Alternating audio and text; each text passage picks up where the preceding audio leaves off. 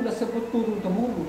Coba Elohim itu nggak boleh diganti, karena Elohim itu nama gelarnya. Yahweh itu nama pribadiku, jangan boleh diganti. Inilah namaku sampai selama-lamanya.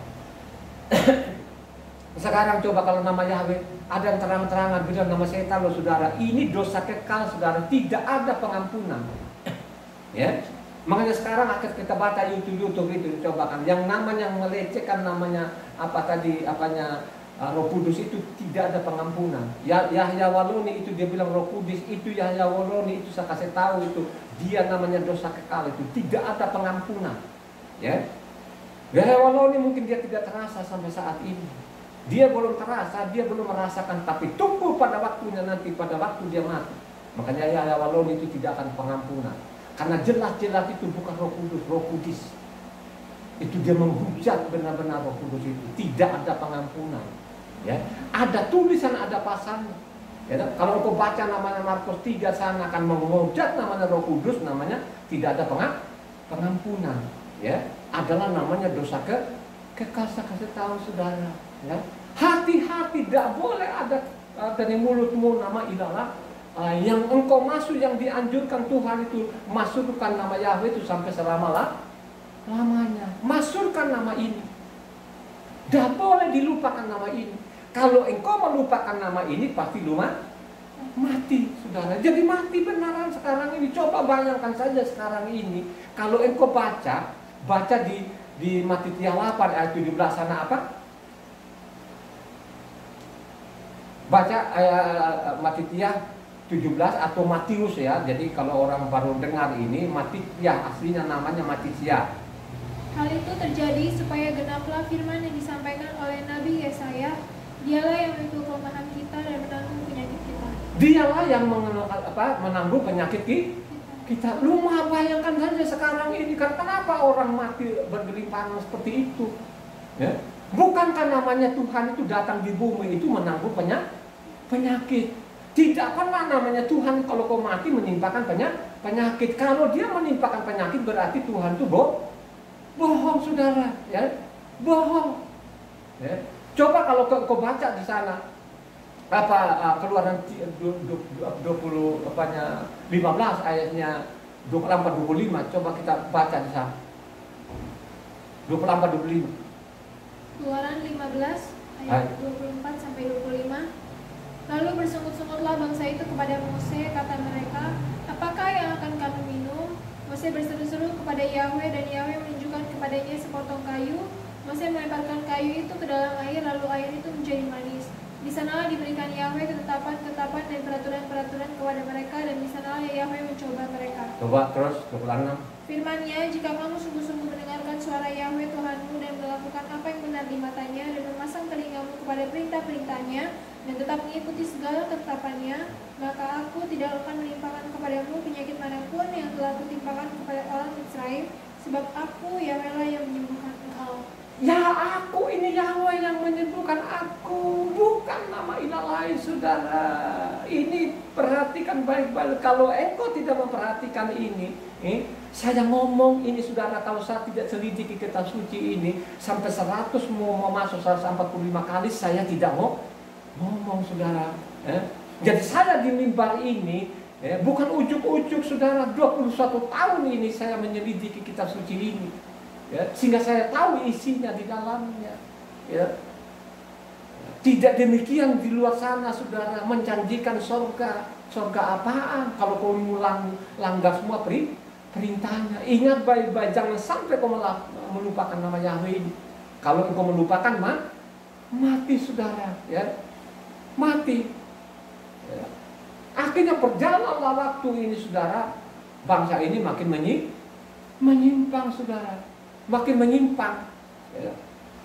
Pada waktu mereka menyimpang itu tidak sesuai lagi namanya tertulis di dalam. Apakah Tuhan marah nggak? Halo, ya. Marah sekali saudara. Makanya dikasih warning misalnya sering saya angkat ini. Kalau saudara ya pokoknya saudara jangan bosan, sering saya angkat di Ulangan 28 ayat 58 sampai 61 coba, ya. Jadi Ulangan 28 ayatnya 58 sampai 61. Coba dibaca. Ini kan saya ulang-ulang supaya saudara itu betul perhatikan, supaya nama Yahweh itu jangan keluar dari mulutmu, ya. Jika engkau tidak melakukan dengan setia segala perkataan hukum Torah yang tertulis dalam kitab ini, dan engkau tidak takut akan nama yang mulia dan dahsyat ini, yakni akan Yahweh Tuhanmu, maka Yahweh akan menimpakan pukulan-pukulan yang ajaib kepadamu dan kepada keturunanmu, yakni pukulan-pukulan yang keras lagi lama dan penyakit-penyakit yang jahat lagi lama. Ia akan mendatangkan pula segala wabah Mitzrayim yang kau takuti itu kepadamu, sehingga semuanya itu melekat padamu. Juga berbagai-bagai penyakit dan pukulan yang tidak tertulis dalam kitab Torah ini akan ditimbulkan Yahweh menimpa engkau sampai engkau punah. Coba kan begitu. Begitu juga lah namanya Ulangan 29 ayatnya 19 sampai 21. Tetapi apabila seseorang pada waktu mendengar perkataan sumpah serapah ini menyangka dirinya tetap diberkati dengan berkata, aku akan selamat walaupun aku berlaku degil, dengan demikian dilenyapkannya baik tanah yang kegenangan maupun yang kekeringan, maka Yahweh tidak akan mau mengampuni orang itu, tetapi murka dan cemburu Yahweh akan menyala atasnya pada waktu itu. Segenap sumpah serapah yang tertulis dalam kitab ini akan menghinggapi dia, dan Yahweh akan menghapuskan namanya dari kaum lain. Yahweh akan memisahkan orang itu dari segala suku Israel, supaya dia mendapat celaka sesuai dengan segala sumpah serapah perjanjian yang tertulis dalam kitab hukum Torah. Ingat baik-baik saudara, kalau sampai ini kau masukin tadi ini yang tidak pernah ilah bangsa-bangsa keluar dari mulutmu, tidak namanya Yahweh itu, kau masukkan mati saudara, kau kena akan celaka, penyakit segala macam. Benar terjadi loh sampai saat ini saudara, ya. Makanya saya bilang kalau saya tidak buktikan bahwa Yahweh lah Tuhan itu, ya, buktinya pakai bukti apa? Kekayaan. Oh saya ini kan cari uang, saya sudah mengatakan dulu saya cari uang ini tidak seperti orang lain. Bayangkan saja saya cari uang sampai seluruh Indonesia ini loh, dari Sabang sampai Merauke, taruhan nyawa. Saya ini keluar masuk hutan saudara untuk cari uang itu, bukan cari namanya kebenaran, ya. Dapat nggak? Dapat lah saudara, dapat juga lah kan gitu kan. Akhirnya tahun 2000 itulah saya betul disadarkan oleh Tuhan. Ya, ternyata yang saya cari itu kan sia-sia saudara. Ya, sia-sia doang, nggak ada. Coba nggak belas kasihan ke Tuhan itu baru saya paham itu namanya kasih karunia. Kasih karunia saudara. Baru saya betul-betul paham itu kasih karunia. Ya. Kenapa saya bilang itu kasih karunia, bahwa roh Tuhan itu menuntunku itu supaya masuk dalam kebenaran, supaya memperoleh kebenaran itu bagaimana? Baca namanya kitab suci dari Kejadian sampai Wahyu, sehingga semua dosa-dosa tadi saya tinggalkan saudara. Makanya saya ini kan bukan manusia biasa, manusia yang luar biasa. Bagaimana luar biasa? Saya cari uang sendirian.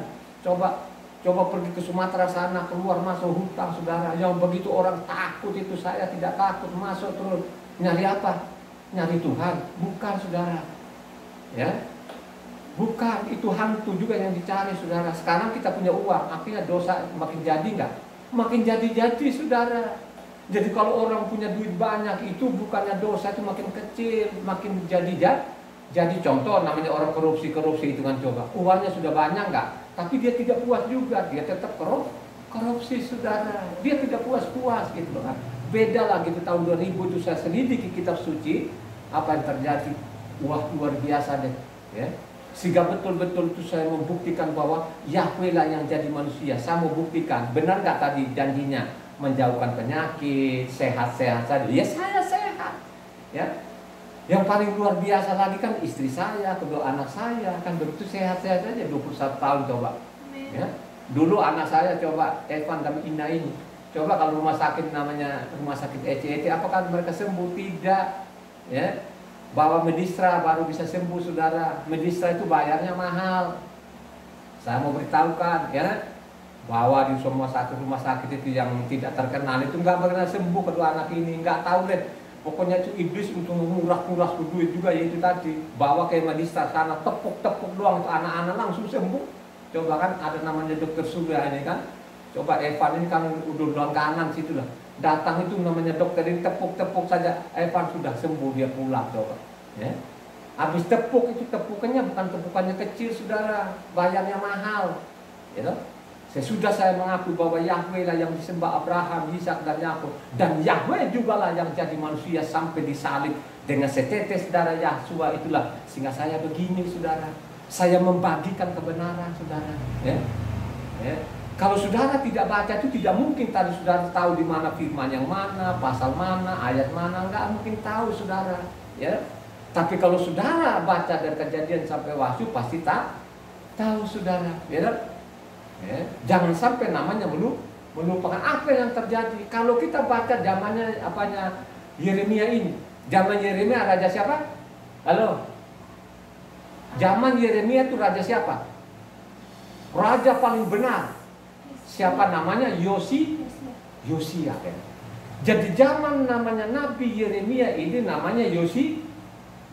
Yosia itu bapaknya siapa? Yeremia bapaknya siapa? Hilkia. Hilkia itu siapa? Imam Besar saudara. Jadi Hilkia itu zaman apa? Raja Yosia melahirkan siapa? Namanya Yeremia tadi yang kita baca saudara. Makanya coba kita lihat apa zaman Yosia. Yosia, 2 Raja-Raja 22 ayat 13 coba dibaca. Ini akibat namanya pemberontakan namanya bangsa Israel ini, ya. Ini zaman Yosia. Zaman Yosia. Pergilah, mintalah petunjuk Yahweh bagiku, bagi rakyat yang bagi seluruh Yahuda tentang perkataan kitab yang ditemukan ini, sebab hebat kehangatan murka Yahweh yang bernyala-nyala terhadap kita, oleh karena nenek moyang kita tidak mendengarkan perkataan kitab ini dengan berbuat tepat seperti yang tertulis. Berbuat tepat sesuai namanya, tidak berbuat tepat sesuai namanya tulis marahnya menyala-nyala saudara, ya. Begitu marahnya, kenapa dia begitu marahnya menyala-nyala? Kamu tahu nggak akibat apa sebabnya? Ada nggak sebabnya? Ya. Kalau engkau mundur ke belakang, namanya 2 Raja-Raja 21 itu zaman siapa? Raja siapa? Manase. Manase itu bapaknya siapa? Anaknya siapa? Manase ini? Manase ini siapa? Hiskial. Hiskial itu raja benar nggak? Jadi kalau kita urut-urut ini saudara, makanya kalau kita baca kitab suci dengan benar dengan baik, kedua kerajaan ini, utara itu berkedudukan di mana? Samaria. Ya. Di sana berapa suku? Ada namanya 9 suku. Sebenarnya 10 suku. Akhirnya Benyamin itu tarik diri karena mereka ada perjanjian antara Daud dan Yonatan, saudara. Jadi benar-benar perjanjian mereka itu memang tidak terpisah bangsa ini. Memang kalau kita lihat nanti sampai apanya Injil, karena ya Rasul Saul itu keturunan dari Benyamin. Artinya Rasul Saul itu tidak terbuang kemana-mana, ada di Yerusalem, kan begitu, ya. Jadi ada perjanjian antara namanya Daud, jadi Daud ya, bukan Daud ya. Daud, Raja Daud ini ada perjanjian dengan Yonatan ya. Supaya keturunan kita nanti sampai selama-lamanya tidak boleh berpisah, kan begitu ya. Yonatan itu bapaknya siapa? Raja Saul gitu kan ya. Ya. Kan begitu ya. Jadi kalau kita baca namanya utara itu ya, dosa Yerobeam ya, dia tidak melakukan benar tapi tetap namanya dosa Yerobeam. Yerobeam itu apa yang dia lakukan? Artinya membuat kedua anak sapi maupun mengganti imam-imam dari kalangan rakyat biasa. Itu dosa namanya Yerobeam. Maupun juga namanya Selatan juga setiap mengakhiri namanya raja-raja ini tetap namanya melakukan namanya penyembahan di gunung-gunung di bawah pohon saudara. Jadi selatan sendiri pun juga ada raja yang benar tapi rakyatnya masih mengorbankan di bukit-bukit pengorban. Jadi bukit pengorbanan itu bukan mengorbankan kepada namanya Tuhan Yahweh tapi kepada apa? Ya, berhala saudara. Kalau kau baca dari sana kan 14 1 Raja-Raja 14, 15 sana itu kan, itu kalau mereka saudara. Jadi Israel utara selatan sebenarnya bikin juga penyembahan di bukit-bukit itu, kan begitu ya. Jadi mereka bikin patung-patung, termasuk patung Baal ini juga pun ya, ada di Yerusalem gitu. Jadi yang mengakhiri memang hidup mereka dengan baik itu adalah namanya siapa? Hizkiel maupun Yosia. Hizkiel lah yang menghancurkan semua patung-patung tadi. Dia hancurkan semua, pokoknya dia hancurkanlah. Dia hancurkan yang di selatan maupun utara. Ini adalah namanya Hizkiel. Ya. Akhirnya apa yang terjadi? Habis Hizkiel lahirnya namanya Manase. Manase ini luar biasa saudara jahatnya. Gitu? Akhirnya tadi yang sudah kalau kamu baca ya 2 Raja-Raja 21 di sana itu zaman Manase kan. Kalau kau baca terus di bawah, tadi patung-patung yang dihancurkan oleh Hizkiel bangun lagi.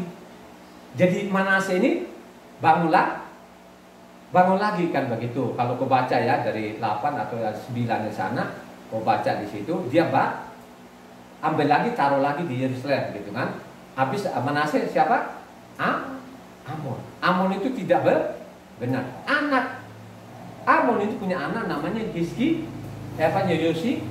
Yosia. Tadi kita sudah baca 2 Raja-Raja 22 ayat 13. Tapi Yosia itu coba melunakkan hatinya Tuhan. Dia melunakkan hati di mana? Kalau engkau baca namanya 2 Raja-Raja 23 ayat 3. Coba baca. Sesudah itu berdirilah raja dekat tiang dan diadakannya perjanjian di hadapan Yahweh untuk hidup dengan mengikuti Yahweh dan tetap menuruti perintah-perintahnya, peraturan-peraturannya dan ketetapan-ketetapannya dengan segenap hati dan dengan segenap jiwa, dan untuk menepati perkataan perjanjian yang tertulis dalam kitab itu, dan seluruh rakyat turut mendukung perjanjian itu. Coba kan? Jadi ini kan diajak lagi kepada rakyat Israel zaman Yosia ini kan supaya kembali namanya perintahnya Tuhan Yahweh. Ingat akan Yahweh kan begitu kan? Nah, apakah ini dia coba untuk melunakkan hatinya Tuhan, terus Tuhan itu melunak nggak? Saya mau kasih tahu, mau tanya. Tuhan melunak nggak? Pada waktu tadi coba-coba dia melunakkan hati Tuhan melunakkan hati tadi supaya kembali kepada Tauratnya segala macam, ingat kepada Yahweh tadi. Terus akhirnya Tuhan lunak nggak? Tidak lunakan kan? Ya? Kita tahu dari mana? Kita baca selanjutnya. 2 Raja-Raja 23 tadi ayat 26-27.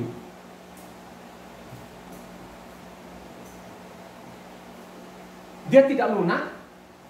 Tetapi Yahweh tidak beralih dari murkanya yang sangat bernyala-nyala itu yang telah bangkit terhadap Yahuda oleh karena segala sakit hatinya yang ditimbulkan Manasye.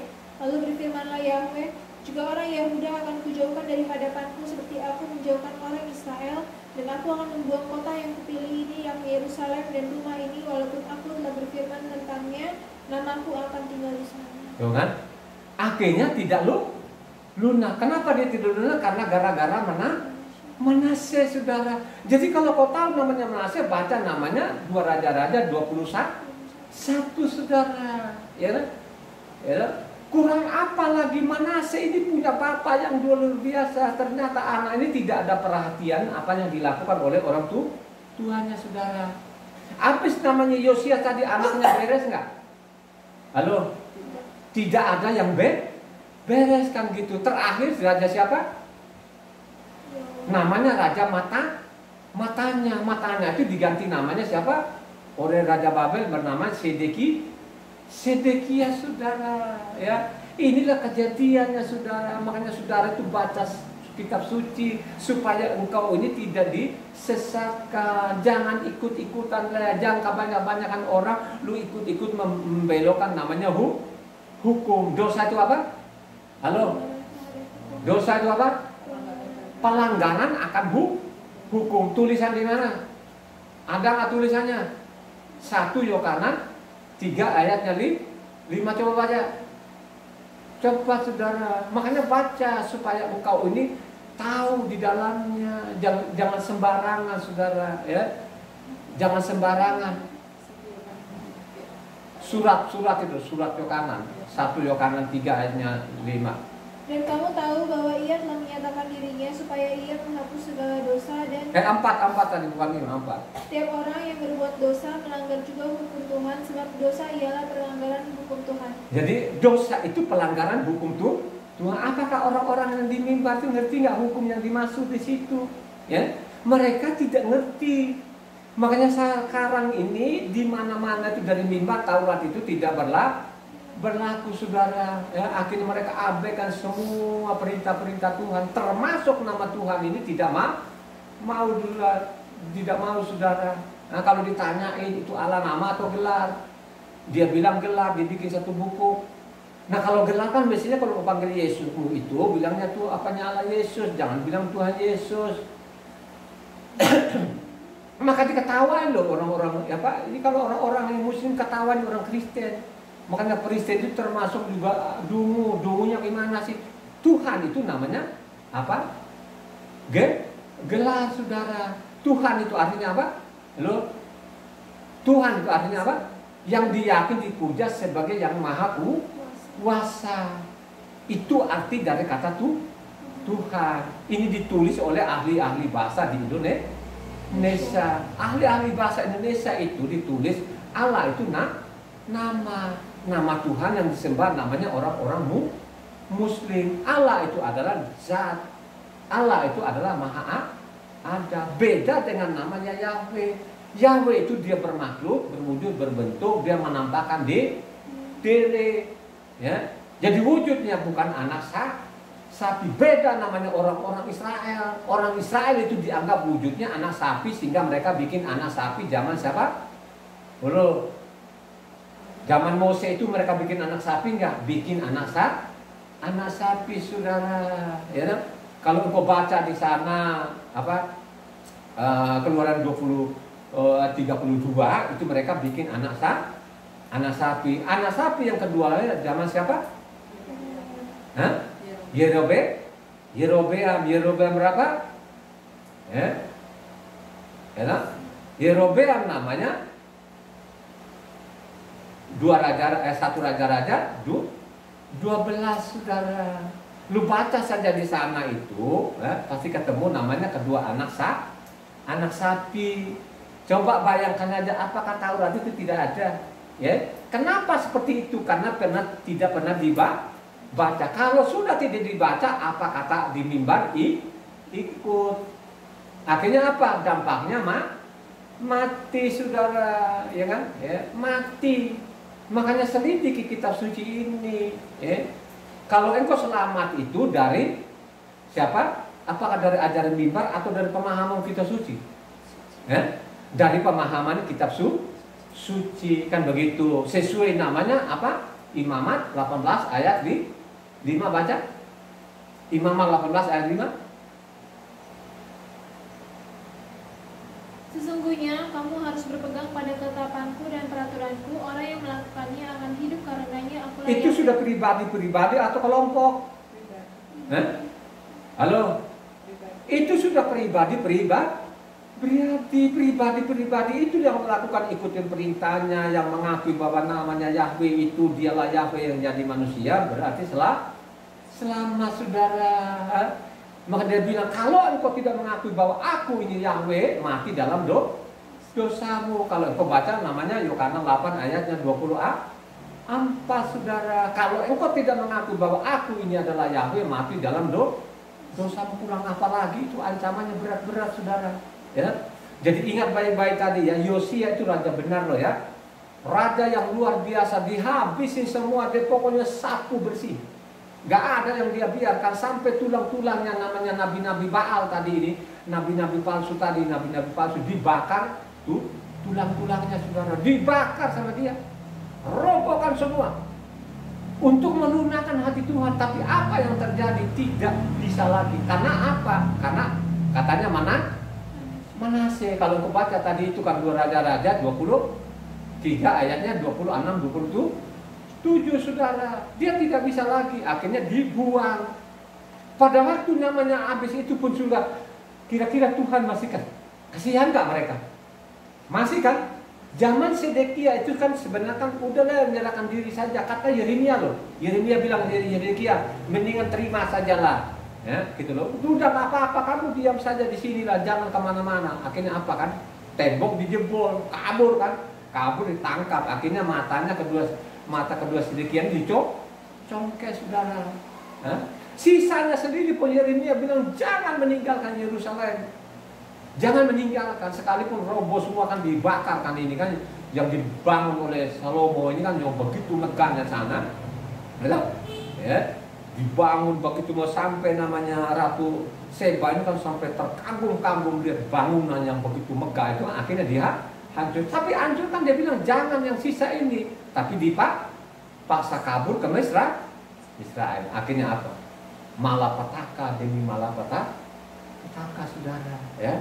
Makanya jangan sombong, saudara. Bacalah kitab suci dari Kejadian sampai Wahyu. Ya. Kalau kau mengakui nama bahwa Yahweh lah yang disembah Abraham, Ishak dan Yakub, dan Yahweh juga lah yang jadi manusia, pasti engkau selamat, saudara. Ya. Makanya pada waktu namanya Yerusalem ini dibangun kan? Dibangun Yerusalem ini. Bangunlah kerajaannya, istananya, sampai namanya bait sucinya semua dari emas. Ya. Sampai perabot-perabotnya semua dari emas kan begitu ya. Tapi ingat baik-baik, jangan sampai menyimpang, jangan sampai lupa namanya siapa? Ya, Yahweh. Kalau baca satu raja satu raja 9 ayatnya 1 sampai, coba satu raja 9 ayat 1 sampai 9 baca. Ketika Salomo selesai mendirikan rumah Yahweh dan istana raja dan membuat segala yang diinginkannya, maka Yahweh menampakkan diri kepada Salomo untuk kedua kalinya seperti ia sudah menampakkan diri kepadanya di Gibeon. Firman Yahweh kepadanya, telah kudengar doa dan permohonanmu yang kau sampaikan ke hadapanku. Aku telah menguduskan rumah yang kau dirikan ini untuk membuat namaku tinggal di situ sampai selama-lamanya. Maka mataku dan hatiku akan ada di situ sepanjang masa. Mengenai engkau, jika engkau hidup di hadapanku sama seperti Daud ayahmu, dengan tulus hati dan dengan benar, dan berbuat sesuai dengan segala yang kuperintahkan kepadamu, dan jika engkau tetap mengikuti segala ketetapan dan peraturanku, maka aku akan meneguhkan tata kerajaanmu atas Israel untuk selama-lamanya, seperti yang telah kujanjikan kepada Daud ayahmu, dengan berkata keturunanmu tak akan terhapus dari tata kerajaan Israel. Tetapi jika kamu ini dan anak-anakmu berbalik daripadaku dan tidak berpegang pada segala perintah dan ketetapanku yang telah kuberikan kepadamu, dan pergi beribadah kepada ilah lain dan sujud menyembah kepadanya, maka aku akan melenyapkan orang Israel dari atas tanah yang telah kuberikan kepada mereka, dan rumah yang telah kukuduskan bagi namaku itu akan kubuang dari hadapanku. Maka Israel akan menjadi kiasan dan sindiran di antara segala bangsa, dan rumah ini akan menjadi reruntuhan sehingga setiap orang yang lewat akan tertegun, bersuit dan berkata, apakah sebabnya Yahweh berbuat yang demikian kepada negeri ini dan kepada rumah ini?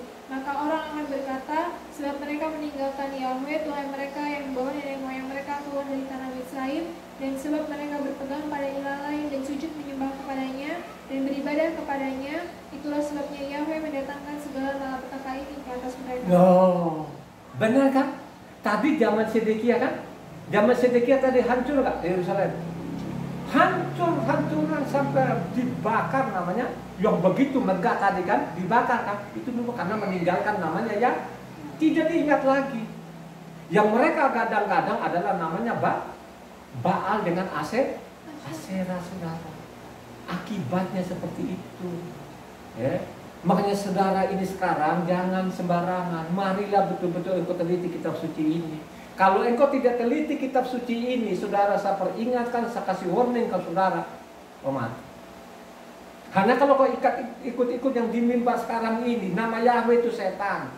Ya, Taurat itu dibuang. Lo selama hidup sudah mati ini orang. Secara roh ini orang sudah mati ini. Kan begitu kan? Ya. Ingat baik-baik tadi kan, harus kamu berawas-awas, jangan boleh ada namanya ilah lain keluar darimu. Ini ditekankan, jangan kebanyakan orang ikut-ikutan membelokkan namanya hukum, gitu kan? Ya. Coba sekarang kalau bilang mereka namanya apakah kebenaran apa yang dimaksud, praktek itu apa? Mereka sering sekali mereka ada bilang di mimbar. Sekarang ini loh di mimbar, oh kita bicara namanya kebenaran. Bagaimana kebenaran itu semua di dalam Tuhan kau ganti namanya. Ya nabi-nabinya kau ganti namanya. Peraturan-peraturan kau ganti semua. Bagaimana lu bicara namanya kebenaran? Kebenaran yang dimaksud di sana kalau engkau melakukan apa yang diperintahkan tuh Tuhan, ikuti namanya hukum tuh Tuhan. Sehingga dia ngomong tadi kalau kita baca namanya, kasih warning di situ namanya Imam 18:5, ya. Siapa saja yang melakukan firman Tuhan itulah orang yang selamat gitu loh. Maupun juga apa Kisah Para Rasul 10 ayatnya 35. Itu baca Kisah Para 10 ayat 35.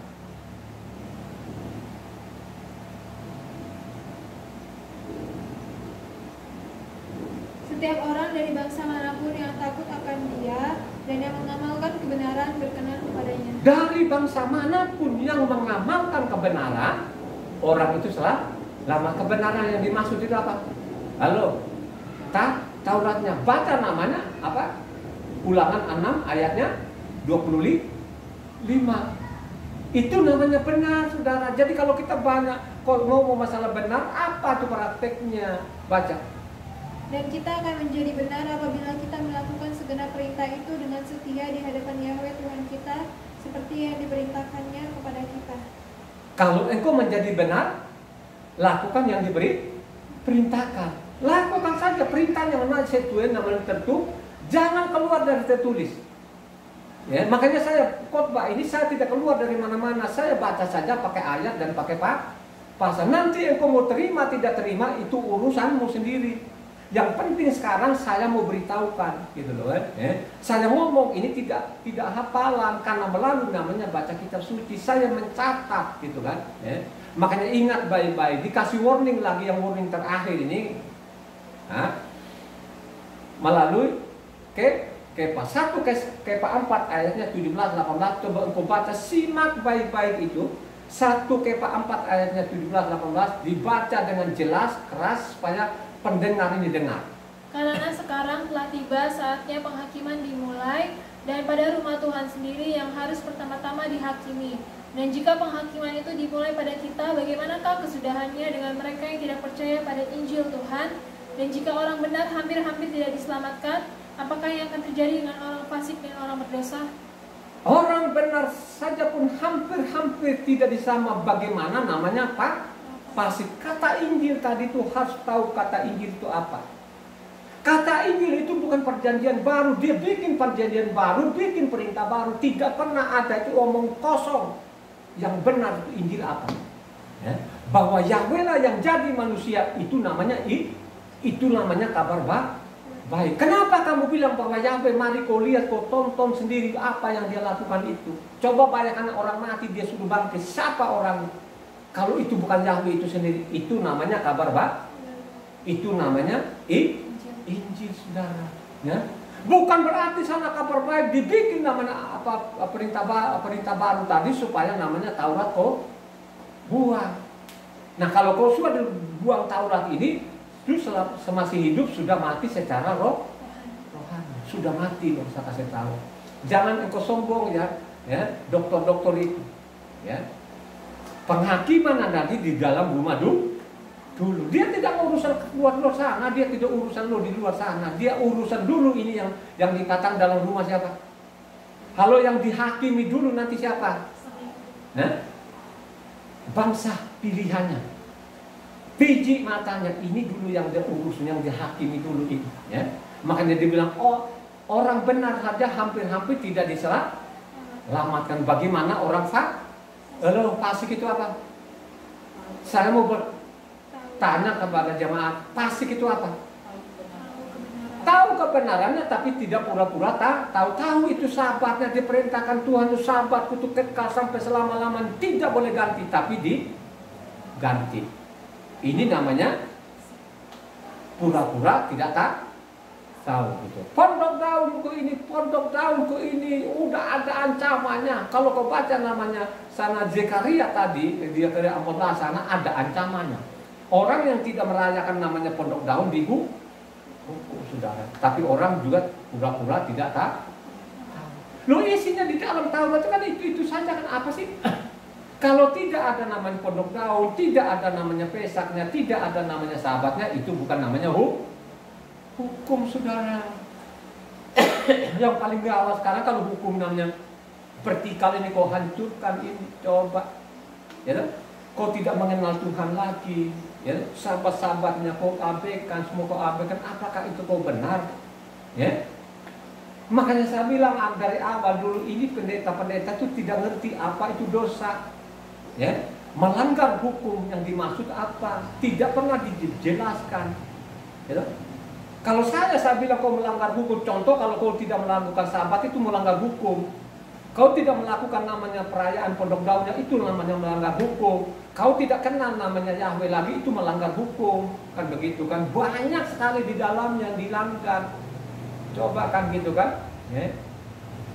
Lu seenak-enaknya, lu kawin berapa kali, itu melanggar hukum, gak melanggar hukum. Banyak sekali yang mereka lakukan itu, tapi seolah-olah tidak melanggar. Ini sudah fatal, saudara. Mari engkau baca hari ini, baca ulang nanti, ya. Itu sudah saya sudah tulis tadi risiko-risiko yang engkau hadapi kalau engkau namanya memasukkan namanya ilah lain yang tidak dikenal oleh namanya, ya, apa Abraham, Ishak dan Yakub, yang dia anjurkan atau yang disuruh-suruh untuk memasukkan nama Yahweh itu, ya, itu ada siapa? Ada 3 tokoh besar ini, adalah namanya Abraham, Ishak dan Yakub ini, ya. Makanya mereka kalau menyembah namanya Yahweh itu mereka tidak begitu langsung ngapel begitu atau dengklik. Mereka kalau nyembah itu langsung berlutut kepada tanah. Mereka saat sujud nampol cium tanah. Kalau sekarang ini kan di pelintir sudah mau menyembah Tuhan saja pun boro-boro namanya melutut. Kadang-kadang mau menyembah Tuhan kan kadang-kadang apa begini gitu. Wah, itu songong banget itu orang-orang, ya. Bagaimana lu menghormati nama ini? Ya, malah nama lain yang kau tinggikan, nama lain yang kau masukkan, ya. Kalau sudah seperti itu, tahu akibat. Oh, akibatnya benar, saudara. Lihat kan malapetaka demi malapetaka. Banyak orang sekarang kan mati konyol, ya. Coba kan ada yang masuk dalam sungai sana kan, kejadian kemarin di ada Flores Timur sana, ya. Ada bencana yang dahsyat juga itu, coba, ya, banyak orang mati, hanyut, ya. Mungkin lagi tidak bisa diambil yang lain-lain itu, coba, ya. Itulah akibatnya, saudara, karena engkau tidak mau memasukkan nama ini. Pada dia berulang-ulang supaya kau masukkan nama ini, tapi tidak mau malah nama ilah. Lalu yang paling gawat lagi, rame-rame membelokkan hukum Tuhan. Coba, rame-rame berbohong di mimbar ini, sekian persen itu hampir namanya 99,9 itu pembohong semua dari mimbar, tidak mengatakan yang benar. Bagaimana mereka mau mengatakan benar kalau mereka sekolah itu tidak pernah mereka pakai kitab suci ini? Mereka memperoleh namanya titel-titel ini kan mereka belajar namanya buku bapak gerejanya. Kan bapak gerejanya itu kan tidak pernah namanya suruh namanya memasukkan nama Yahweh, ya. Itulah yang terjadi sampai saat ini. Makanya saya bilang ini bangsa Israel itu sendiri pun, ya, mereka berontak itu nama dari Israel sampai ke zamannya Nehemia, saudara. Mereka berontak, saudara. Akhirnya dari Nehemia ini kan tidak ada nabi lagi, ya. Coba bayangkan dari Nehemia ini kepada namanya Yosua ini kan Yahweh datang di bumi ini kurang lebih 600 tahunan, kurang lebih lah kan gitu. Ya, 600 tahun. Ini kan tidak ada lagi tulisan, ada tulisan namanya siapa? Apa? Talmud, saudara, ya. Talmud sendiri pun juga mengajarin sana kan supaya Taurat ini nomor 2 bukan nomor 1 lagi. Ya, akhirnya pada waktu dia datang kedua kalinya di bumi ini, akhirnya apa bilang? Ya, kamu tidak mengenal saya lagi. Kalau kamu mengenal saya, kamu mengenal Bapa. Apa sih maksudnya kata-kata itu? Sampai sekarang ini di mimbar itu tidak paham, saudara. Kata-kata kalau kamu mengenal saya, kamu mengenal Bapa. Ya, apakah orang-orang menangkap itu? Saya tangkap, saudara. Ya, bahwa dia adalah Yahweh itu sendiri. Kenapa saya bilang Yahweh itu tadi? Pada waktu dia menyembuhkan orang sakit, pada waktu membangkitkan orang mati, dia tidak pakai nama siapa-siapa. Ya, bahwa dia adalah Yahweh itu sendiri. Ya, tidak ada yang lain. Makanya Tuhan kita adalah Esa. Halo. Ya. Amin. Tuhan kita adalah Esa. Namanya Esa sampai lama-lamanya. Terakhir baca Zekaria 14 ayat 9 keras.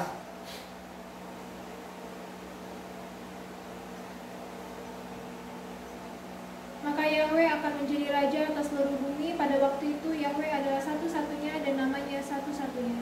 Jadi siapa? Yahweh namanya satu-satunya. Sampai Amin. Mari kita